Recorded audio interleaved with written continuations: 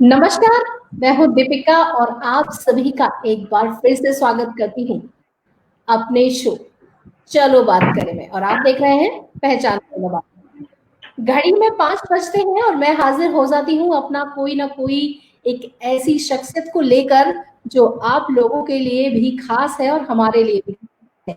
आज हमारे साथ ही यूपीएससी की टॉपर अशीमा गोयल, जिन्होंने पूरे फरीदाबाद का नाम रोशन किया है। बल्लभगढ़ की रहने वाली हैं अशीमा, और आज हम उनसे बात करेंगे, उनकी इस सफलता के राज के बारे में जानेंगे। हेलो असीमा। हाय। पहले तो पूरी पहचान की टीम से आपको बहुत बहुत बधाई कि आपने ये जो मुश्किल परीक्षा इसको पास किया है और एक अच्छे समाज को एक संदेश दिया है। Thank you so much. Thank you so much. Means a lot to me. आज हम आपसे जानेंगे कि आपने इस जो यूपीएससी की परीक्षा है इसको पास करने में कितनी मेहनत करी और क्या क्या किस किस के योगदान आपको इसमें मिले। सबसे पहला सवाल कि क्या उम्मीद थी कि ये वाला जो परिणाम घोषणा है इसमें आपका नाम आएगा।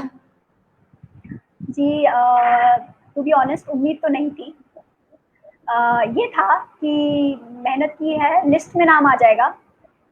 So like there are around 900 students who get selected. So I thought कि somewhere in the list I can find my name, but not that कि I'll get under 100. So it was a very surprising moment for me.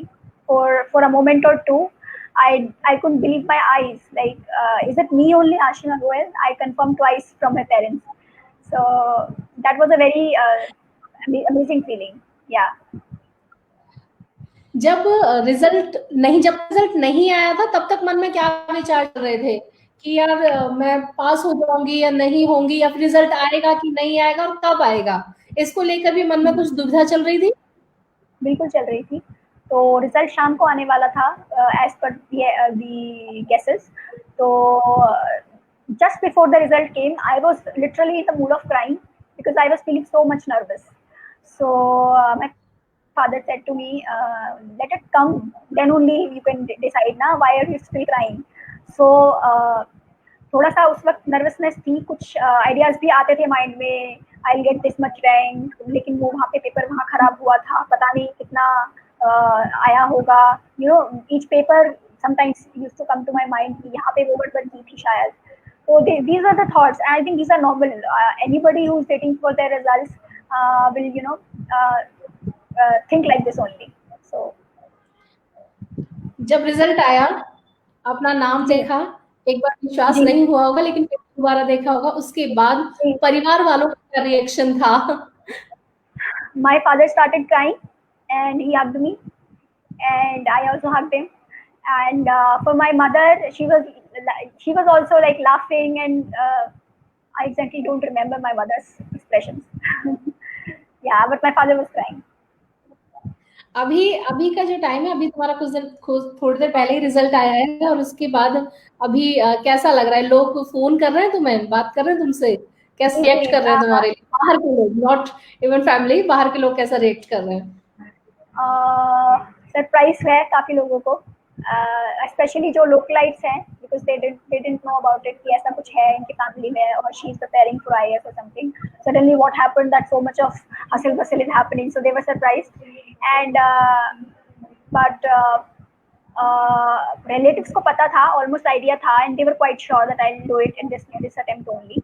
So yes, they are sending their wishes, and बहुत लोग बहुत कुछ बधाइयाँ दे रहे हैं। They calling my parents, they calling me, लोगों के इंटरव्यूज भी लोग ले रहे हैं। So it's a feeling like I had expected कि ऐसा कुछ होगा, but not to this extent. So this is something which is still surprising me. It's very good. कहते हैं कि बहुत सारे लोग हैं जो इस परीक्षा के लिए सोचते हैं कि हम इस अव्वल या इसको पास करेंगे, लेकिन कुछ ही स्टूडेंट्स ऐसे होते हैं जो इसको पास कर पाते हैं। आशिमा, ये जी बताइए कि इसको पास करने के लिए आपने कितनी तैयारी करी? जी क्या आपका शेड्यूल रहता था हम्म, इस चीज को करने के? जी। सो 2018 में आप कह सकते हैं, I started preparing from 2017 itself, but on and on it was 2 years of preparation, complete preparation. And उसके बाद मेरा ये रहता था कि I used to make sure I study 9 to 10 hours a day, not much. कुछ लोग बोलते हैं दैट 14 to 17 hours और 20 hours people study. So I used to make sure कि वो ना हो, 9-10 घंटे हो, लेकिन नियमित रूप से पढ़े, डिसिप्लिन फॉर्म में पढ़े. एंड मेरा यही रहा हमेशा. I didn't take coaching much, लेकिन जहाँ मुझे कमियां लगती थी, जहाँ मुझे लगता था कि मुझे प्रैक्टिस करने की ज़रूरत है, तो मैंने टारगेटेड टेस्ट सीरीज लिए हैं, तो उन पर मैंने फोकस किया है. आशिमा, आपने इसके लिए कहीं से कोचिंग करी या फिर सेल्फ स्टडी की है? आप मिक्स कह सकते हैं. मैंने बहुत ऐसे क्लासरूम कोर्सेज तो नहीं लिए हैं किसी भी कोचिंग से, लेकिन जो ऑनलाइन मटेरियल्स हैं, ऑनलाइन क्लासेस होती हैं, जहाँ पे भी मुझे लगा कि I need more guidance here, तो मैंने वो ज्वाइन किया है. आपकी एजुकेशन आपने कहाँ से की है? इससे पहले जो आपकी एजुकेशन रही है वो कहाँ से पूरी की गई है और क्या किया है आपने? जी, तो इससे पहले हम मेवात, जो एक डिस्ट्रिक्ट है हरियाणा में, वहाँ रहा करते थे. तो वहाँ होडल एक शहर है, आप कह सकते हैं. वहाँ से मैंने 10th और 12th किया है होडल के एक स्कूल से. एंड 2012 में हमने बल्लभगढ़ शिफ्ट किया था, तो उसके बाद से हम यहाँ रहते हैं फरीदाबाद में. तो उसके बाद I did my BTech and MTech from IIT Delhi, Indian Institute of Technology Delhi. I did my engineering from there. I worked for 1 year in ICICI Bank, and then I left my job to prepare for the exam. Okay. अच्छा, एक बात ये बताइए मुझे कि आपने जब ये तैयारी आप कर रही थी तो किसका योगदान आपको लगता है, इसका श्रेय किसको ज्यादा है जो सफलता आपको मिली है? जी, इसका श्रेय मेरे पेरेंट्स को बहुत ज़्यादा जाता है, क्योंकि मेहनत तो मैं हमेशा से कर सकती थी, लेकिन जो एक मेंटल सपोर्ट आपकी फैमिली आपको प्रोवाइड करती है, तो आई थिंक वो मेरी फैमिली ने मुझे बहुत दिया. कुछ लोगों के लिए it is very easy to give that thing, but in spite of all the challenges and circumstances that somehow my family was facing, still they made sure that my study is not affected. They made sure that. So at times I used to feel ki this is how they are contributing in my success. So definitely the whole credit goes to them, to my parents. कोई ऐसा था जब आप study कर रही थी या तैयार कर रही थी, कोई ऐसे बोलता हो कि अरे क्या करोगे, पढ़कर रहने दो, कौन सा तुम यूपीएससी टॉप कर लोगी, ऐसा किसी ने बोला कभी तुमको? No, actually, Deepika, for me, it has been a quite different in this part, because initially from starting only, I have done good in studies. So it was completely opposite for me. Like from all everywhere, people were saying she will do it, she will clear it. So for me, it was not like that. सभी के योगदान के साथ आशिमा आज इस सफलता के चरम पर पहुंची है. अभी अभी हम आसिमा से पूछेंगे कि यहाँ तक पहुंचने के लिए किन चीजों को छोड़ना पड़ा, क्या संघर्ष था? संघर्ष कह सकती हो तुम्हें, तो डिफिकल्टीज पूछ सकती हो कि क्या डिफिकल्टीज थी यहाँ तक पहुंचने के लिए? फ्रैंकली स्पीकिंग, ऐसा कुछ बहुत बड़ी डिफिकल्टी विद गॉड्स ग्रेस नहीं आई जीवन में जब तक मैं प्रिपेयर कर रही थी. थोड़ी थोड़ी चीज़ें कई बार लगती थी, जैसे आपने डिस्ट्रैक्शंस की बात की थी, या फिर आपने बोला कि क्या छोड़ना पड़ा, तो कई बार लगता था मूवी देखने का मन किया, या लगता था थोड़ा ब्रेक ले लेते हैं, तो उस टाइम पे बस थोड़ा अपने आप को कंट्रोल करना पड़ता है. बट आई वुड नॉट से कि छोड़ना पड़ा है, सच कुछ बहुत ज़्यादा था, बिकॉज मैंने कभी ना इसको ऐसे नहीं लिया कि मुझे फेसबुक से I have to just go off from Facebook और WhatsApp. I used to keep my time for that, because that is also important. To connect with friends is important. To connect with family is important. But for a certain time period, on a specific time, not when you're studying and you're just checking up your WhatsApp or Facebook. So that was it. So a balance of your personal life and your study life, I think that is what worked for me. And not many difficulties I would say I faced. Okay. क्या ये आपका पहला attempt था? No, it was my second attempt. With job also, I gave my prelims. I could not clear my prelims. Then it was my second attempt. Free time कभी मिलता था इस study के टाइम, मतलब टाइम के बीच में, कि आप थोड़ा सा फ्री हूं, तो उस टाइम पर क्या करते थे आप? जी, मुझे फ्री टाइम मिलता था, so specially after mains exam I got some free time for 1 month. Then after interview also, especially this after this corona incident that has happened, so lot of free time was there. I used to make sure कि थोड़ा थोड़ा I keep मतलब मैं continue करती रहूँ अपना पढ़ाई भी, लेकिन बीच में लगा कई बार कि नहीं हो रही है पढ़ाई, तो फ्री टाइम उसमें भी मिलता था। और फ्री टाइम में मुझे सिंगिंग बहुत पसंद है, तो मैं अपना आई रिकॉर्ड सॉन्ग्स ऑनलाइन और आई यूज्ड टू जस्ट हम सॉन्ग्स। तो ये एग्जाम्स आपके कब हुए थे? कब आपका जो आपने एग्जाम दिया वो कब था? जी, prelims happened in June first week. June. Then mains हुआ सितंबर में। It was from 20th September to 27th September, and interview happened in March, so that was it for me. मार्च से लेके अब तक का जो टाइम था उसके बीच में लॉकडाउन लगा, तो उस टाइम पे लगा कि मेरा जो मैंने जो किया है उसका कहीं ऐसा ना हो कि डामाडोल चीजें हो जाए, मेरा रिजल्ट पता नहीं कब घोषित होगा, ऐसा लगा था? कुछ मन में आया था? नहीं, I was lucky in the fact that मेरा इंटरव्यू हो चुका था। बहुत सारे लोगों का इंटरव्यू रोक दिया गया बिकॉज ऑफ लॉकडाउन, तो आई वाज बेटर प्लेस्ड कि मुझे एटलीस्ट इंटरव्यू की चिंता नहीं करनी थी। I was all done from my side. Now it was up to UPSC to select me and publish my result. So in that sense बहुत ज़्यादा टेंशन नहीं थी, बट मुझे नेक्स्ट अटेम्प्ट को लेके बहुत टेंशन थी। मुझे लगता था कि मुझे दोबारा तो देना ही पड़ेगा। तो मतलब I may get rank but I will not get IAS। तो IAS के लिए तो मुझे दोबारा करना ही था, तो मैं पढ़ने की कोशिश करती थी इस पीरियड में। आपको कब पता लगा कि आज रिजल्ट आने वाला है? हाँ, तो एक्चुअली 30th जुलाई को इंटरव्यूज ओवर हुए, जिन बच्चों के इंटरव्यूज बचे हुए थे।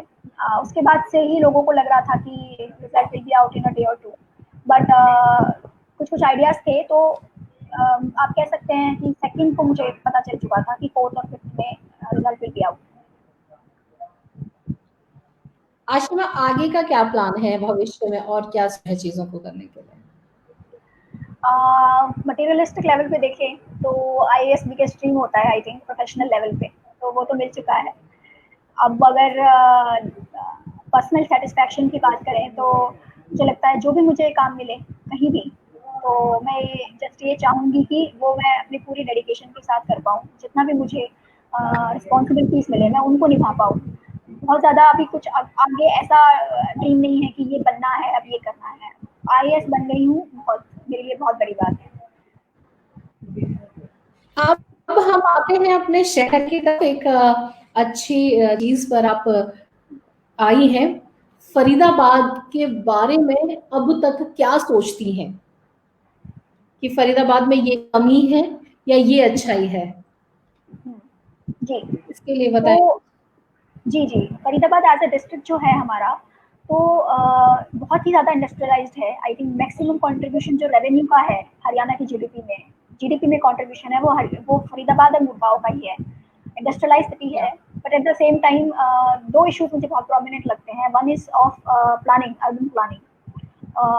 डेवलपमेंट है बट हैफाजार्ड है थोड़ा, तो उसको इम्प्रूव किया जा सकता है। Plus the level of the quality of air and the environment, थोड़ा जो because of industrial being industrial in nature, ये जो है सिटी थोड़ी पोल्यूटेड ज़्यादा है। यहाँ पे वाटर पोल्यूशन है, एयर पोल्यूशन है, तो उसको भी वेल मैनेज किया जा सकता है। अगर आप फरीदाबाद में किसी पद पर काबिज हो जाती हैं तो सबसे पहले क्या बदलेंगी? पहला जो सबसे पहले आपको बदलना होगा फरीदाबाद, आप बल्लभगढ़ से रिलेट करती हैं, बल्लभगढ़ रहती हैं आप, तो वहां पर क्या बदलना चाहेंगी? तो इस बारे में कुछ बताएंगे? जी, मुझे दो चीज़ें बहुत ही ज़्यादा प्रोमिनेंटली नज़र आती है और लगता है कि इस पे काम होना चाहिए। One thing is about cleanliness.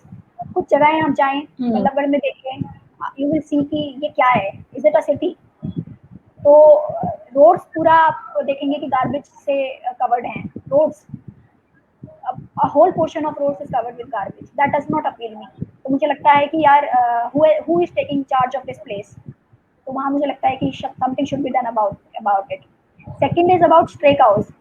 यहाँ पे क्या है, आप देखेंगे गायें घूमती हैं बहुत सारी, और जी आइदर वो कूड़े में अपना मुंह मार रही है या they are roaming around in the streets. तो मुझे उनके लिए I feel so bad, so may be I will do something like गौशाला का कुछ अरेंजमेंट हो सकता है, कुछ वैसा मैं करना चाहूंगी उनके लिए। कल और आज में कितना फर्क लगता है आपको? हाँ, मतलब बहुत ज़्यादा फ़र्क हो गया है। कल तक सडनली चेंज हो गई है, बिल्कुल, बिल्कुल, for the whole family it has changed.